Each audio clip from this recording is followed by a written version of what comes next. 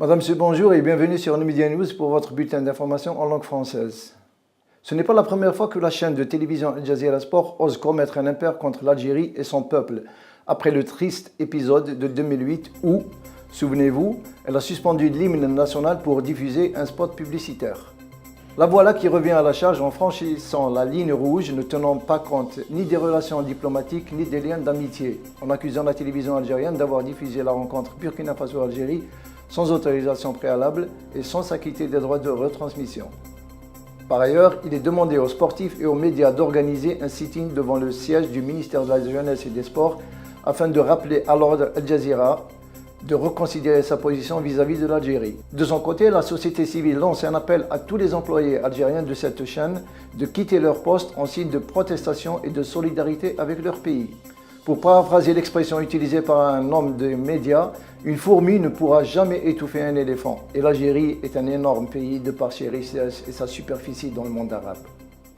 La représentante de l'Union européenne a révélé au cours de la journée d'études organisée en marge de la 4e édition du marathon international d'Imdrassen de Batna que l'UE va consacrer une enveloppe financière évaluée à 21 millions d'euros pour la restauration et la mise en valeur du tombeau numide d'Imdrassen, l'un des plus anciens mausolées au monde qui avait découvert la civilisation numide.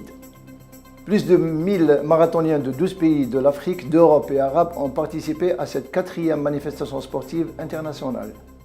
Le président de la Banque mondiale, Jim Yong Kim, a averti que les États-Unis abordaient une période très dangereuse après de nouveaux échecs de responsables politiques à trouver un accord pour la crise budgétaire et le plafonnement de la dette. Si le plafond de cette dernière n'était pas relevé, les marchés financiers du monde entier seraient affectés et spécialement les pays en voie de développement.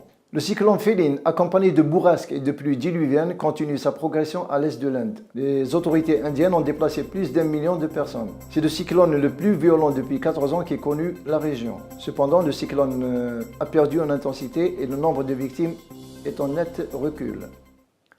Le gouvernement malien a annoncé samedi qu'il prévoyait d'annuler les mandats d'arrêt émis en février contre des dirigeants de groupes armés qui étaient basés dans le nord du Mali et qui ont accepté de rejoindre la table de négociation avec le gouvernement.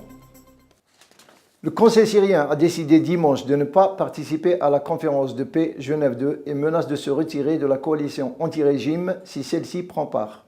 Le CNS a pris la ferme décision de ne pas aller à Genève vu les circonstances actuelles sur le terrain en Syrie, a affirmé à l'AFP le chef du Conseil, M. Georges Sabara.